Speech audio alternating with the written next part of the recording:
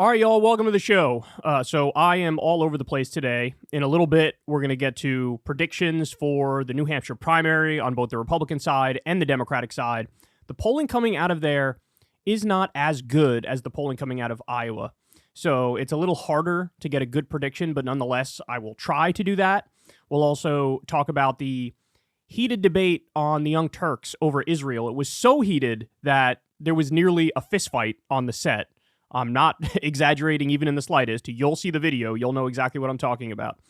And then later on, we'll discuss Javier Milei, who gave a speech at the World Economic Forum at the Davos conference.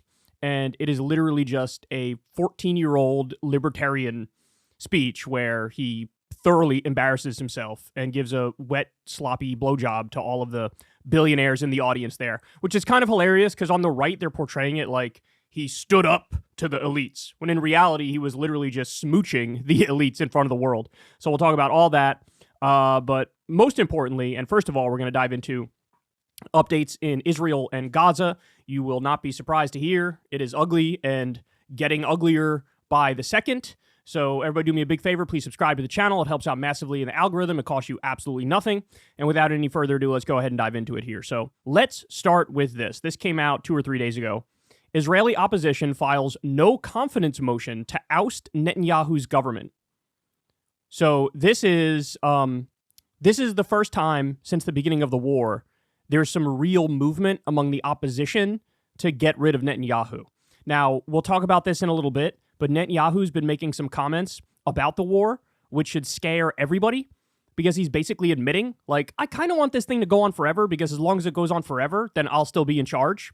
And the second it's over, I'm going to get ousted. So I have every incentive in the world to keep it going. Now, that's Netanyahu's position. I want to be clear, though. It's not like if the opposition succeeds, all of a sudden you're going to get some sort of dove or peacenik who runs Israel. That's almost certainly not going to happen. But there is a lot of break in the ranks among Netanyahu and his coalition and his supporters.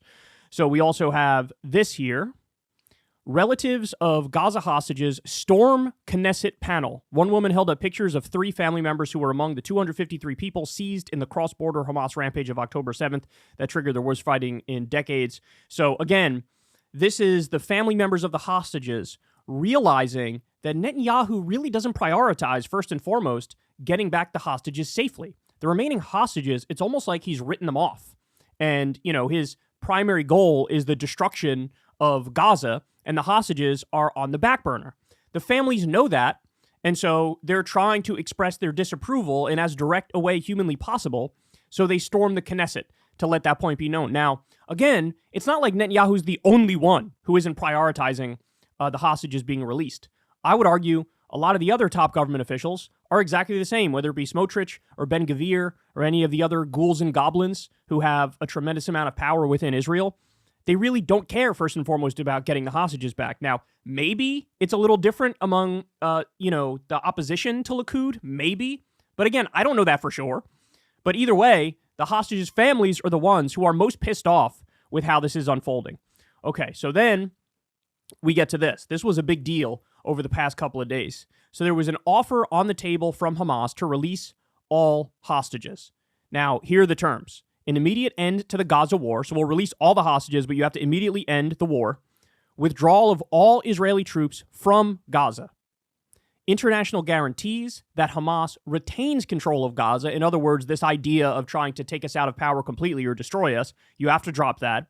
And the release of all jailed Hamas prisoners, including those who took part in the October 7th attack. So you're not going to be surprised to hear that this offer was on the table, but it was pretty much immediately rejected. And I don't think it would just be Netanyahu who rejects this. I think literally any government you would have in Israel would reject these terms. And so let me also give you this one here.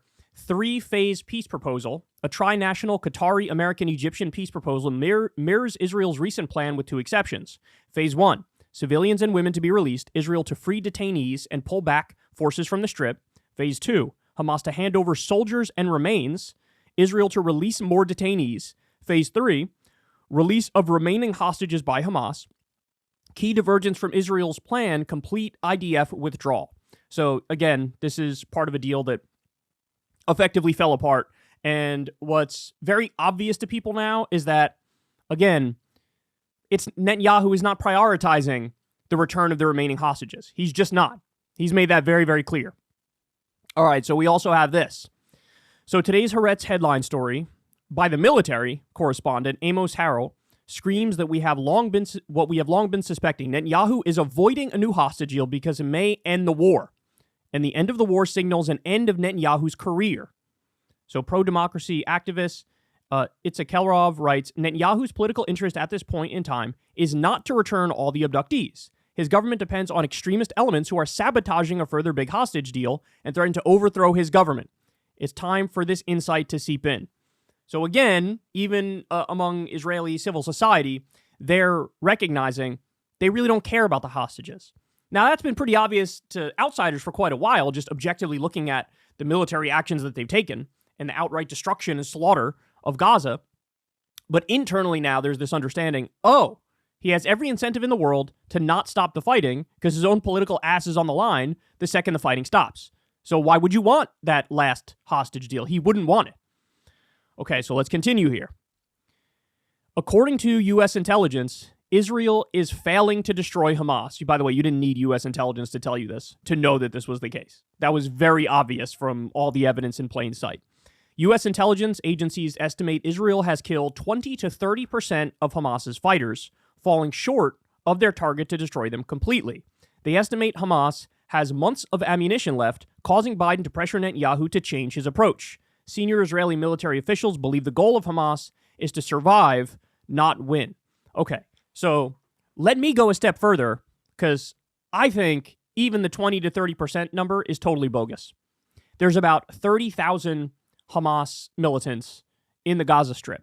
There's 2.3 million people in the Gaza Strip. I don't buy for a second that 20 to 30% of the dead are Hamas fighters, which, by the way, or excuse me, that's not exactly the right way to look at it. But I'm not buying that 20 to 30% of Hamas has been killed. I'm just not buying it. Early on in the fighting, like 3 or 4 weeks in, there was this report. There was only like 13 Hamas militants who were killed. And the fact of the matter is Hamas is inside the tunnel networks. That's where they are. And what has Israel been doing? They've been bombing the civilian infrastructure absolutely everywhere. North Gaza has been wiped off the map. As you all know, they've bombed hospitals and marketplaces and schools and every kind of UN buildings, every kind of civilian infrastructure you can imagine. That's what they've been bombing. So now we have about 30,000 dead, including 12,000 children.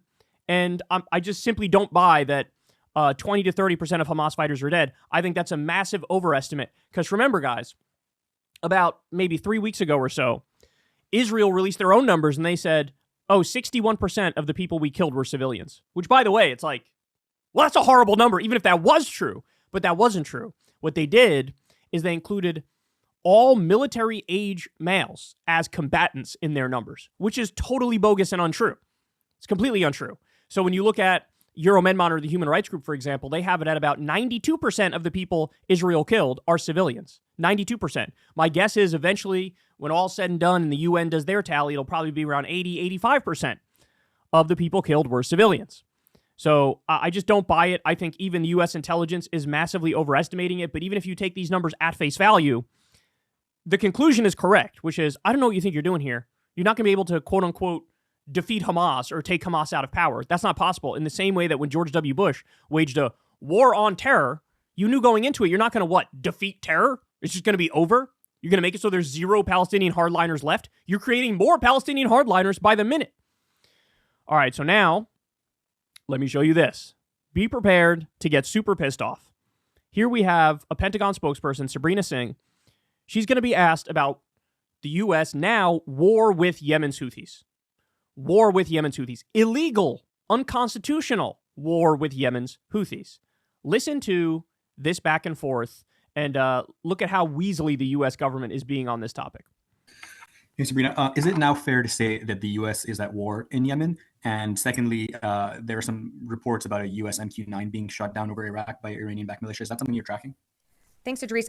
I'll take the last one first. I have seen those reports. I don't have anything for you on that. So I'd have to circle back with you. I've seen those reports, but don't have anything to add. In terms of your first question, no, we don't seek war. We don't think that we are at war. We don't want to see a regional war. The Houthis are the ones that continue to launch cruise missiles, anti-ship missiles, at innocent mariners, at commercial vessels that are just transiting an area that sees 10 to 15% of the world's commerce. The U.S. is what we are doing with our partners is self-defense.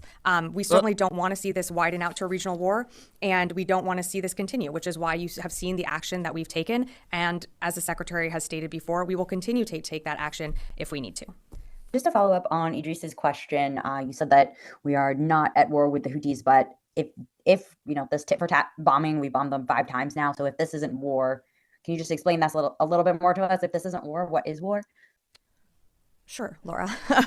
Sure. Great question. Just wasn't expecting it phrased exactly that way. Look, we do not seek war. We are not at war with the Houthis. In terms of a definition, I think that would be more of a clear declaration from the United States. But again, what we are doing and the actions that we are taking are defensive in nature.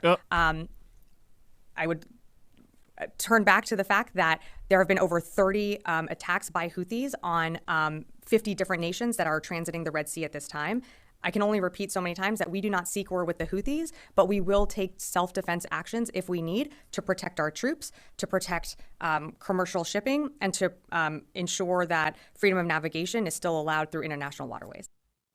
So we can bomb you 1 time, not a war. We can bomb you 2 times, not a war. We can bomb you 3 times, not a war. We can bomb you 5 times, not a war. We can bomb you 5 times and also plan a long-term conflict, and we still say that doesn't count as a war. Well, then what is a war? As the reporter asked, what's a war? So you see how the rules of the game are rigged? Imagine Iran bombed a U.S. military base in Texas, but they say, hey, we didn't have any boots on the ground. It was just a drone. It was just one quick surgical strike, and we were in and out. So we're going to go ahead and declare this was not a war, and you have no right to respond. How would we react to that? We would laugh that out of the room. But we get to do it and pretend like it's defensive. By the way, the name of the mission was Operation Prosperity Guardian. In other words, we're going to go to war to protect trade routes. We care more about the trade routes than we care about civilian babies in Gaza being carpet bombed. It's a farce. All right, so look at this. The Biden administration is crafting plans for a sustained military campaign against the Houthis after 10 days of strikes failed to halt their attacks. Wow. Not like that wasn't totally predictable. You probably should have asked Saudi Arabia how their bombing campaign against the Houthis went, stoking concern among some officials that an open-ended operation could derail Yemen's fragile peace and pull the U.S. into another conflict. Now, let me just pause to point out, always note the language when they discuss war and peace. The idea is, the U.S. is this well-meaning, well-intentioned, bumbling do-gooder who gets pulled into war. In other words, we don't have any agency. It was like a force of nature that just dragged us into it. There was nothing we could do. We didn't have a choice to not bomb. We absolutely do, and we didn't take the choice to not bomb. We have agency. So in other words, by their logic, we can never escalate a conflict, ever. We're always just responding. And it's always a force of nature making us do X, Y, or Z. It's totally disingenuous. Officials say they don't expect that the operation will stretch on for years like previous U.S. wars in Iraq or Afghanistan. Well, by the way, just so you know, that's what they said about Iraq and Afghanistan early on. This will be quick. And they lied. At the same time, they acknowledge they can identify no end date or provide an estimate for when Houthi capabilities will be adequately diminished. And then this guy links to an article here at the Washington Post. And they say an indefinite campaign. There's another term for that. A war. An illegal, offensive, unconstitutional war. So everybody who said, hey, it'll just be quick, it'll just be in and out, it's just to protect the trade routes, and then that's the end of it, and it'll work. Literally every single point the Hawks made was 100% false. All right, now let's go to this. The other day, Israel was bragging about how they destroyed Isra University in Gaza. They did a controlled demolition. Look at the State Department weasel try to weasel his way out of condemning what is obviously a condemnable action, a controlled demolition of a university. Watch. Israel yesterday, the Israeli military occupied and destroyed the Isra University in Gaza. I mean, this is probably number 10 of all 10 universities that they have destroyed. And is it the assessment of this department or this government that this was a legitimate target. So I can't speak to this individual action. I don't have independent information to verify that, but I can say that we continue to urge Israel to avoid damage to critical infrastructure. That would, of course, include universities, and to ensure the protection of humanitarian and medical sites. That has been something we have urged from the outset of this conflict. It is very difficult. And again, I'm not talking about this particular site because I don't have information about this particular site, but it is always difficult when you see Hamas use those civilian sites to hide its fighters, to launch attacks on Israel. But there seems to be no evidence that there were any fighters, in fact, any presence of any kind of military presence in the university itself. I mean, you keep saying that you want Israel not to destroy the infrastructure, yet we have seen almost the total destruction of all infrastructure, including schools, hospitals, roads, cemeteries. They just, they excavated a cemetery, for instance, and took bodies. I mean, this is not exactly tell us in any way that the government of Israel is really paying heed to what you tell them, in any way, by any measure. They're not listening to you. So we have seen them take some steps to add civilian infrastructure to deconfliction sites. There are other things that we have urged them to do that we want them to do better on. It is an ongoing conversation between our two governments, and something that the Secretary spoke directly with the leadership of Israel in his trip last week. But again, there is also this problem that Hamas does continue to hide in and under civilian infrastructure. So when you see a strike against any one piece of civilian infrastructure, to assess the validity of that strike, you have to know what it is that was there, and we don't always know that. At least I don't know that when I'm speaking from here. Based on Saeed's question about the demolition of the university, I don't know if you've seen the video. It's pretty widely available, but it certainly looks. I mean, it looks like a controlled demolition. It looks like what we do here in this country when we're taking down an old hotel or a stadium. And you have nothing to say. You have nothing to say about this. I mean, to do that kind of an explosion, you need to be in there. You have to put the explosives down, and it takes a lot of planning and preparation to do. And if there was a threat from this particular facility, they wouldn't have been able to do it. So I have seen the video. I can tell you that it is something we are raising with the government of Israel, as we often do when we see raising as when we see to ask questions and find out what the underlying situation is, as we often do when we see reports of this nature. But I'm not able to characterize the actual facts on the ground before hearing that response. Yeah, but you saw the video. I did see the video. I don't know what was under that building. I don't know what was under that building. I don't know what was inside. But it doesn't matter what was under the building, because they obviously got in there to put the explosives down to do it in the way that they did. Again, I'm glad you have factual certainty about it. I just don't. All I have is what I saw in the video. I just right? don't. And I think you guys saw it too. Say, we did see it, and I can say that we have raised it with the government of Israel. And it's not troubling to you? We are always troubled by any degradation of civilian infrastructure in Gaza, but without knowing the actual underlying circumstances, I'm a little hesitant, I think for reasons that should be understandable, to pass definitive judgment on it from this podium. There is not enough money in the world to get me to be that big of a war crimes apologist. I mean, they have him in a logic chokehold. They're like, look, even if you want to stipulate, Hamas is using the civilian infrastructure and Hamas was underneath it, or they had weapons underneath it, or whatever you want to stipulate. Clearly that was a controlled demolition where they had time to hook up the explosives and then watch it crumble. If you could go in there to hook up the explosives, you could go in there to get in whatever theoretical tunnel is underneath and remove all the weapons and make it no longer a Hamas command and control center. The point is, this has nothing to do with Hamas, which is why 10 universities in Gaza have been destroyed. They're doing it on purpose. They are trying to destroy Gaza civil society. That's what they're trying to do. They're trying to level everything so that they can come in and rebuild and resettle at the very least northern Gaza, but probably they want to go even further than that. And he's like, wait, this doesn't concern you? This is what he's saying. And it's like, if this was Iran doing this, if this was Russia doing this, the condemnations would be immediate. But since it's Israel, it's our ally, it's, oh my God, let me do the most ridiculous sophistry you've ever heard in my life to try to rationalize why actually they're still the good guys as they destroy 10 universities. So we also have this.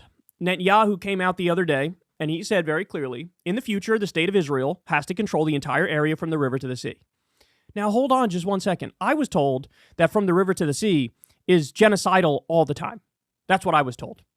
And there was a whole bunch of condemnations, and there was a freak out over pro-Palestinian protesters saying from the river to the sea. Now, I will grant you that when Hamas says from the river to the sea, they do mean let's have no more Israelis or Jews in the region. But there's a lot of left-wing activists who, when they say from the river to the sea, they mean one state, democratic, equal rights for all. Israelis and Palestinians, Jews and Muslims living in peace.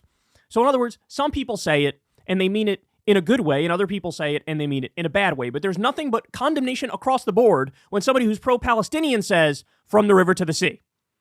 Now, here you have Netanyahu, and he's saying from the river to the sea, namely, there will be no more Palestinian territories at all. Gaza, the West Bank, no. We care first and foremost about our security, so they can't have any sort of independence or sovereignty or their own state. He says that, and guess what? It's absolute crickets. In fact, I have the video here. So Kirby is asked here, U.S. government official, is asked about Netanyahu saying from the river to the sea. Look at how he tries to get out of it. Did the president address Netanyahu's use of the phrase from the river to the sea in their conversation today? I know the White House has previously said that phrase is divisive. So I'm not aware that that specific phrase was discussed. Do you condemn it using that phrase? Look, there's a connotation with that phrase. We've talked about this before, but when you use the phrase "river to the sea," it speaks basically to the mantra of Hamas and in their manifesto, where they basically describe the geographic bounds of what they believe to be Palestine. And if you look at it on the map, if you go look at the four corners that they describe it, it's basically the state of Israel. They just don't believe it should exist. So again, it's not a phrase that that we recommend using, given because of that context. But this wasn't Hamas. This was Netanyahu. I understand. I don't have anything more on that, and I certainly don't have anything more on the conversation to read out with respect to that. Incredible. So if Netanyahu says it, totally okay, no comment whatsoever. But I'm going to bring up like, oh yeah, Hamas says it, and it's really bad when they say it. But Netanyahu says it, and I don't have anything else to say about that. Do you realize how biased and pathetic you are? Do you have any idea how biased and pathetic you are? Especially because when Netanyahu says from the river to the sea, they are literally carrying that out right now in front of our eyes. They are acting in a genocidal fashion. They are doing ethnic cleansing. Look at what they've done to Gaza. And Netanyahu says it, and it's like, I don't even see a problem with that, bro. Unbelievable. Unbelievable. All right. So now I'll give you an update. We have 32,246 Palestinians who've been killed. 12,660 of them are children. 6,860 of them are women. And 29,720 are civilians. There's now 62,634 injured. 115 journalists have been killed, many of them targeted on purpose. Of the 2.3 million people in Gaza, 1.95 million are displaced. They no longer have a home. 72,440 homes have been completely destroyed. 190,250 homes have been partially destroyed. Guys, Gaza really no longer exists. We were just talking about the university that was demolished. Well, there's 326 damaged schools. 1,690 destroyed industrial facilities, so like places of work, employment. 247 mosques have been damaged. 3 churches have been damaged. 657 healthcare professionals have been injured or killed. 301 have been killed, to be exact. 208 health facilities have been attacked, including 24 hospitals, 62 clinics, 127 ambulances. 199 historic heritage sites have been bombed. 167 civil defense workers have been targeted, including 41 killed. You have 2,350 Palestinian detainees who've been forcibly disappeared. And as we all know, they're basically political prisoners. They're subject to torture and all sorts of degrading barbarity. So, as we always say, this is ugly. Now, by the way, it's been a lot slower. Information's been slower to come out of Gaza now. Why? Because so many of the people who were gathering the information are now dead. They're dead. According to Euromed Monitor, Israel kills dozens of academics, destroys every university in the Gaza Strip. So 94 university professors who studied and taught across a variety of academic disciplines have been targeted. 17 academics with professor degrees, 59 academics with doctoral degrees, 18 academics with master's degrees. Israel destroyed all the universities in the Gaza Strip. Israel has killed hundreds of university students. So again, this is just to point out that it's not a hunt for Hamas. It's the total destruction of civil society in Gaza. That's what this is. It's an ethnic cleansing. We're witnessing a genocide right in front of our eyes. There's no other explanation for what you just saw on the screen. All right, so get this, guys. Even CNN is reporting about the desecration of cemeteries in Gaza by Israel.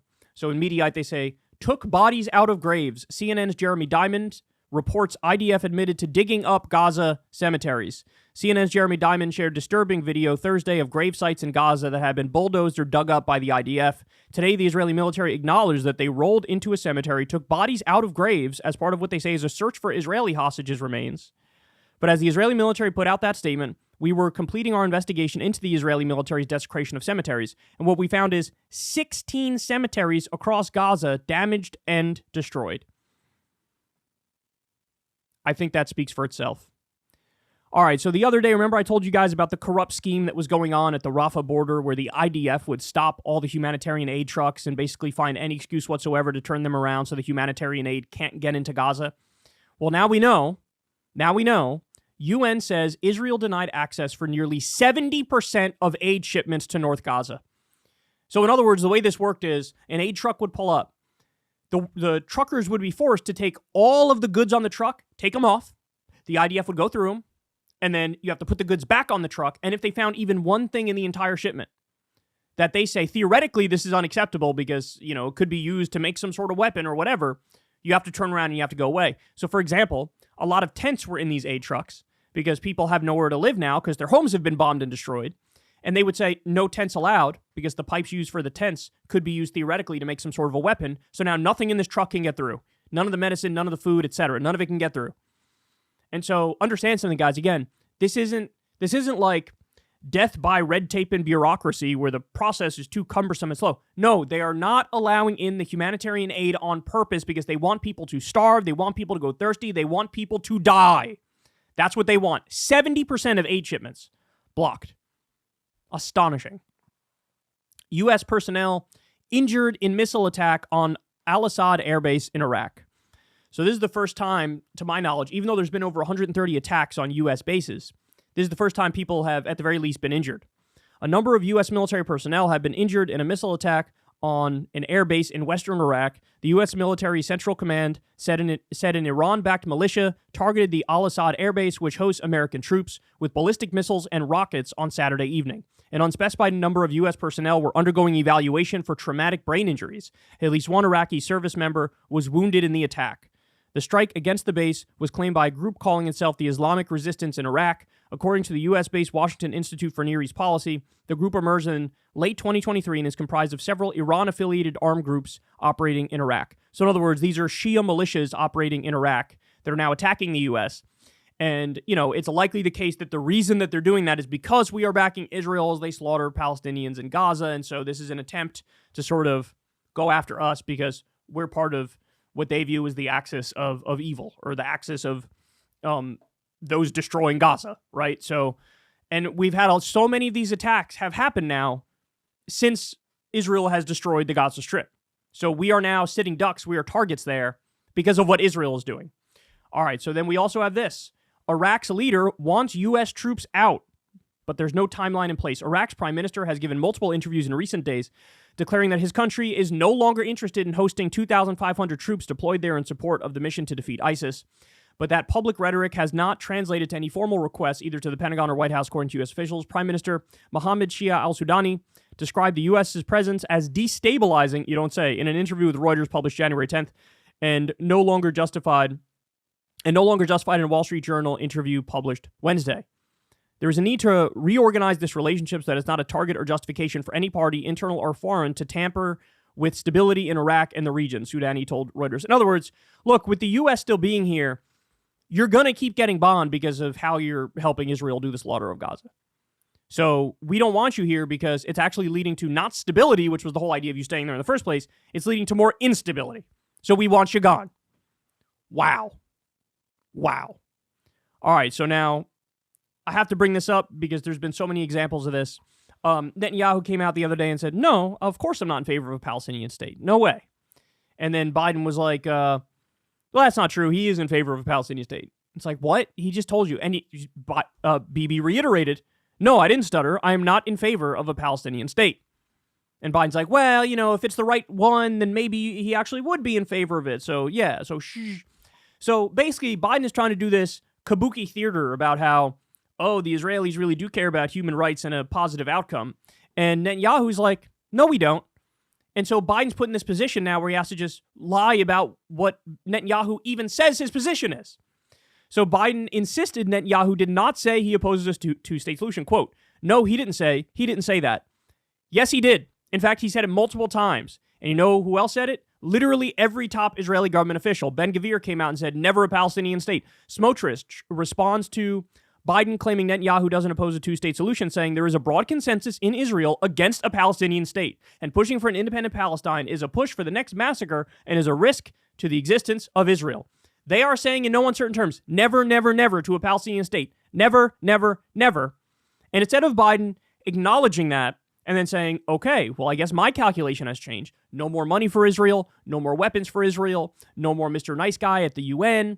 You know, it's time to actually apply pressure to you economically or otherwise to get you to the table so that we can basically force a peace agreement on you. Instead of doing that, what does he do? He just keeps pretending like Israel is in favor of a two-state solution. I mean, I've never seen U.S. leadership be so pathetic and weak than I have right now. Like, this is embarrassing. It's embarrassing.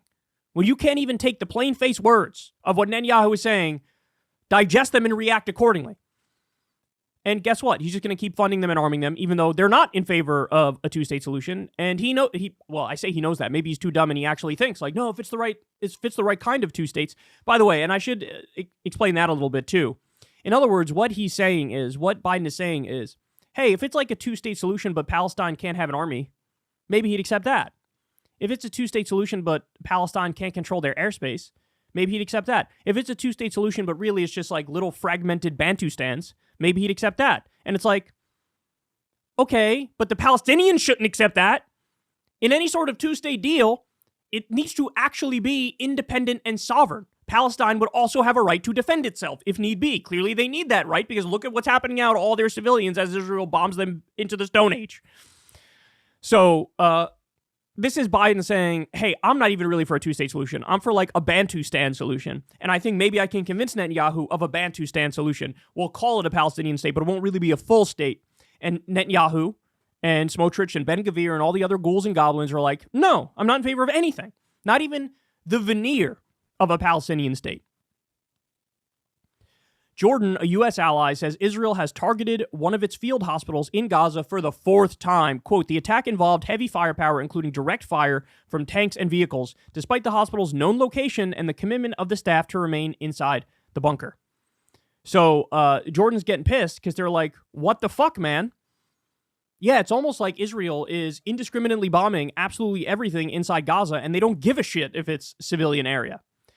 All right, so this I have to show you because it really gets to the heart of the depravity of what the IDF is doing right now. There's a video circulating on social media showing an IDF soldier dressed up in a dinosaur costume and dancing and having a good time. And in the midst of doing that, launching these bombs, launching these missiles right into Gaza where they will proceed to kill people. Let's watch. I'll turn it off because of the music, but you guys can see what's happening here. Suppose, ha hee hee, look at that funny, like, dinosaur costume, man. Isn't that hilarious? Dancing as they're firing the weapons. I mean, I have to say it. When it comes to the genocide case at the International Court of Justice brought by South Africa, all of the evidence you need is just put out on IDF TikTok for the world to see. It's really astonishing. I mean, they incriminate themselves on a daily basis with what they're showing there. So I have to show you guys this as well from BBC. Murtaza Hussain is tweeting about it. He's an Intercept journalist. Absolutely crazy statistics about accumulating impact of Red Sea shutdowns on global shipping and insurance rates. If continued inflation is forecasted to rise globally by 0.5 percentage point in coming months, war needs to end yesterday. So shipping costs have skyrocketed over the Houthi attempted blockade of Israel. Spot freight rates for major east-west trade routes, US dollars per 40-foot container. Look at this. It shot up massively. It was $2,000 just before April, and now it's $3,777 on January 18th. And you also have this one. Insurance broker Marsh says rates have risen as much as 70-fold since early December. The premium to insure a $100 million container ship has jumped from $10,000 to about $700,000. Quote, this is a significant development given the strategic importance of the area as a key sea route for global trade and supply chains, says Marcus Baker from Marsh. So, now let me point this out because this just shows how stupid the U.S. is in the sense that we're like a late-stage empire in imperial decline. All you would have had to do to make it so that the Houthis aren't doing this anymore is stop Israel from massacring Palestinians in Gaza. That's it. That's it. When we had that temporary ceasefire, the Houthis largely stopped what they were doing. The second we went back to the fighting, boom, they started doing it again. So you could have just told Netanyahu, hey man, rein it in. You've already been doing this for months on end now. We're over 100 days. Time to wrap it up, son. You've carpet bombed enough babies. But instead of doing that, to then fix the problem, we decide to start an illegal war with the Houthis, and they double down and triple down, and now they're stopping even more ships from going through. Colossal failure in every way, shape, and form. So this is an important point. AIPAC was Speaker of the House, Mike Johnson's top donor last year, donating nearly $100,000 after he led the House passage of a $14 billion aid package for Israel.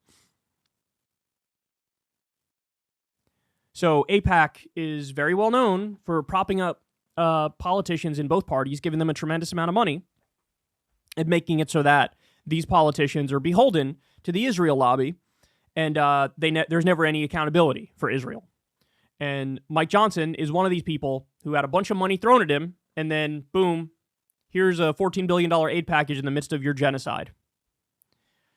Indonesia is now taking Israel to International Court of Justice on a new charge. In a separate case to the one brought by South Africa, Indonesia claims Israel's occupation of Palestine is illegal. International law must be upheld. Israel's occupation of Palestine, which has lasted for more than 70 years, will not erase the right of the Palestinian people to independence. So we've now sort of opened up the floodgates of these charges of violations of international law. As I've told you guys before, my concern is, hey, there's no enforcement mechanism for international law, so you're really just depending on the goodwill of the countries in question to abide by a finding, right? And that's even if the international courts rule the right way, which I think is a big question mark. We don't know about the inner workings of these institutions, and is it ripe for corruption or, all sorts of foul play? We don't know.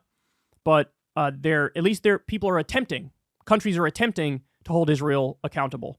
All right, and then finally, so we declared Yemen's Houthis are terrorists. They were on the terrorist list, and then we had taken them off because of their truce with Saudi Arabia. Now we put them back on because of what they're doing with trade vis-a-vis Israel. Well, Yemen shot back, and the Yemen parliament said, actually, it's the U.S. and the U.K. are top terrorist entities. So they said, oh, you declare us terrorists? Well, wrong. We declare you terrorists. How about that? Oh, man. I wish I had good news for you on this stuff, guys, but it's bad, and it gets worse by the day. Hey, y'all, do me a favor and like and subscribe. It helps out big time in the algorithm. Click the bell as well for notifications when videos drop, and watch that video on screen right now. You know you want to.